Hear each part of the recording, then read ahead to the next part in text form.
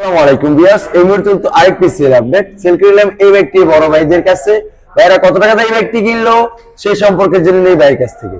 আসসালামু আলাইকুম। ওয়ালাইকুম সালাম ভাই। কেমন আছেন ভাই? আলহামদুলিল্লাহ ভালো ভাই। ভালো আছেন? জি ভাই, আপনার নামটা যেন কি? আমার নাম আরাফাত হোসেন।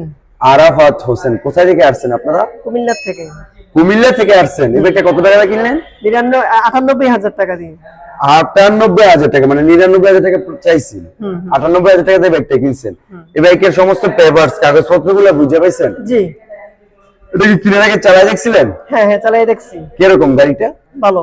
ভালো, বুঝতেই পারতেছেন ভাই। 98,000 টাকা দিয়ে ব্যক্তি কিনে নিল। ভাইদের জন্য অবশ্যই দোয়া করবেন, যতদিন এই ব্যক্তি চালায় যেন খুবই ভালো সার্ভিসিং দেয়। আর আমাদের জন্য দোয়া করবেন, আমরা যেন আরো কম প্রাইসে বাইকগুলো বিক্রি করতে পারি।